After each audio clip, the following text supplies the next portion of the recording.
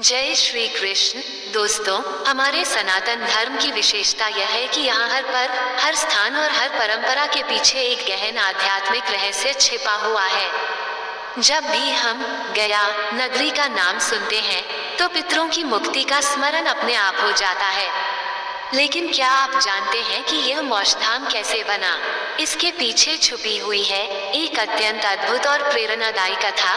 दैत्य कुल में जन्मे उस महापुरुष की कथा जिसे संसार गयासुर के नाम से जानता है।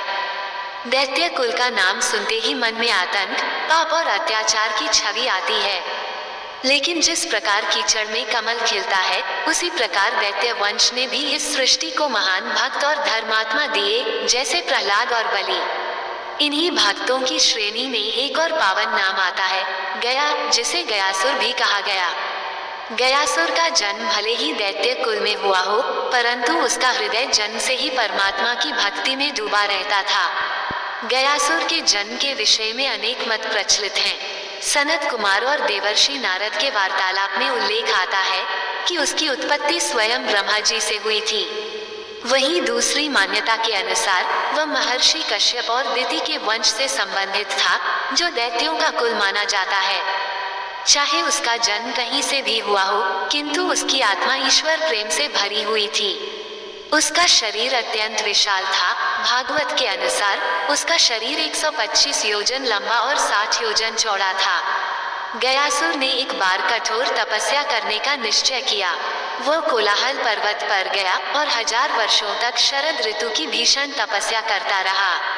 उसकी तपस्या से पूरी सृष्टि प्रभावित हो उठी। इंद्र और अन्य देवताओं को भय हुआ कि कहीं गयासुर अपनी साधना से स्वर्ग का राज्य न छीन ले। वे सभी ब्रह्मा जी के पास पहुँचे और समाधान मांगा। ब्रह्मा जी उन्हें लेकर भगवान शिव के पास गए। तब महादेव ने कहा, जो भी तप करता है उसे उसका फल अवश्य ही मिलता है। गयासुर कोई साधारण तप नहीं कर रहा, वह तो स्वयं भगवान विष्णु की तपस्या कर रहा है। अतः हमें नारायण से ही उपाय पूछना होगा। तब ब्रह्मा, शिव और सभी देवता मिलकर श्रीहरि विष्णु के पास पहुँचे। भगवान विष्णु ने उनका स्वागत किया और आश्वस्त किया कि गयासुर स्वर्ग का राज्य नहीं प्राप्त करेगा, किंतु उसकी तपस्या से प्रसन्न होकर वे उसे दर्शन देंगे। फिर श्रीहरि गयासुर के समक्ष प्रकट हुए और पूछा, हे गयासुर, तुमने इतनी घोर तपस्या किस कारण से की है? गयासुर ने विनम्र भाव से उत्तर दिया, प्रभु, मेरे तप का एकमात्र उद्देश्य आपके दर्शन ही थे। मुझे और किसी वस्तु की चाह नहीं है। उसकी निर्मल भक्ति और सच्चरित्रता देखकर भगवान विष्णु अत्यंत प्रसन्न हुए और उसे कोई भी वरदान मांगने को कहा। अब गयासुर के मन में विचार आया, मैं अपने लिए क्या मांगूं? यदि मेरा जीवन दूसरों के कल्याण के काम आ सके तो वही सबसे बड़ा वरदान होगा। यही सोचकर उसने कहा, हे सर्वेश्वर, यदि आप मुझे कुछ देना ही चाहते हैं तो यह आशीर्वाद दीजिए कि मेरे दर्शन मात्र से ही कोई भी जीव मोक्ष को प्राप्त कर ले। श्रीहरि ने उसकी निश्चल भावना देखकर उसे वही वरदान प्रदान कर दिया।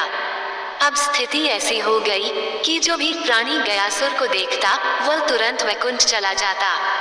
यमपुरी सूनी हो गई, धर्म का संतुलन बिगड़ गया और पापी लोग भी निर्भय होकर पाप करने लगे, क्योंकि उन्हें विश्वास था कि गयासुर को देखकर उन्हें मोक्ष मिल ही जाएगा।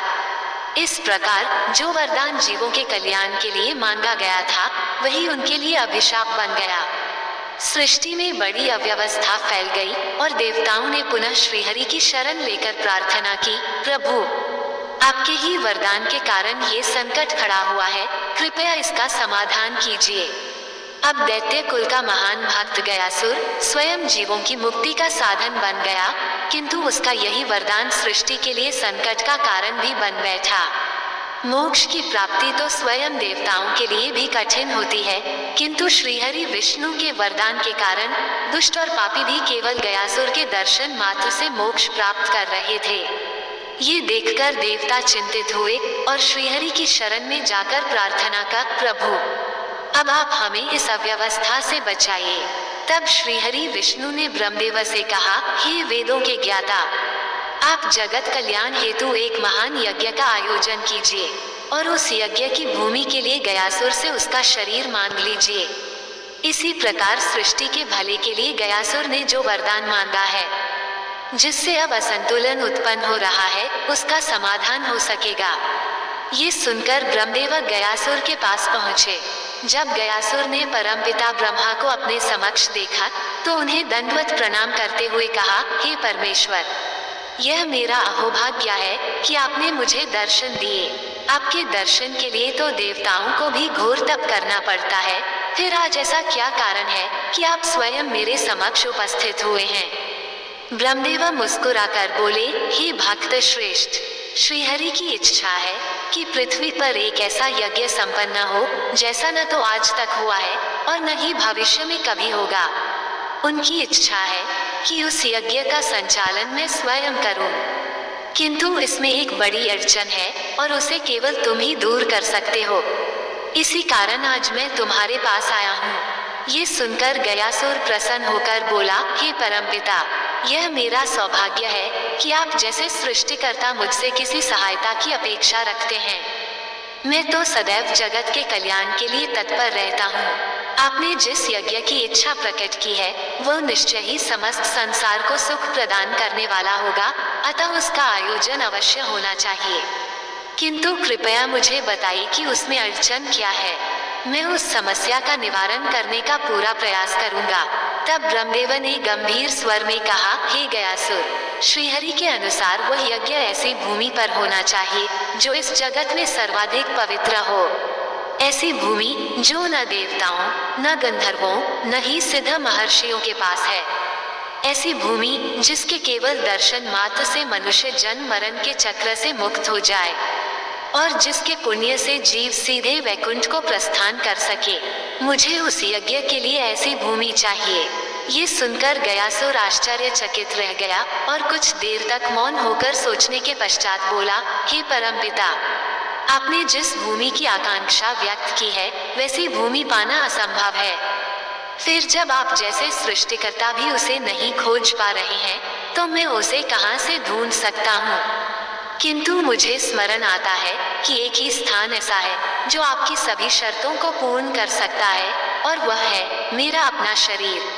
श्रीहरि के आशीर्वाद से जो कोई भी मेरे शरीर के दर्शन करता है वह मुक्त हो जाता है।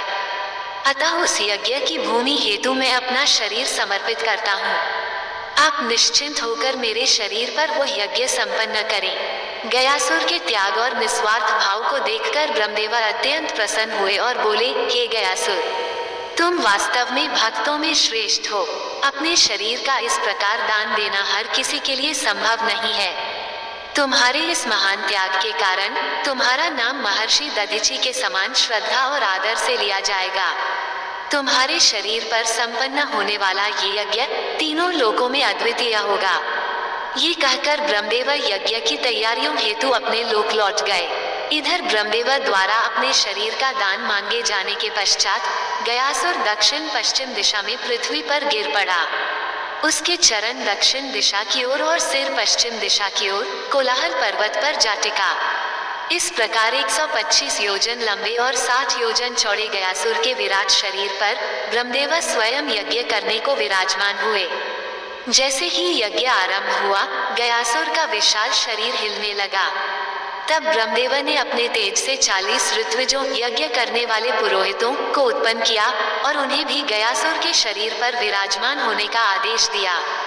उनकी आज्ञा अनुसार वे 40 ऋत्विज गयासुर के शरीर पर बैठ गए, किंतु उसका शरीर फिर भी हिलता रहा।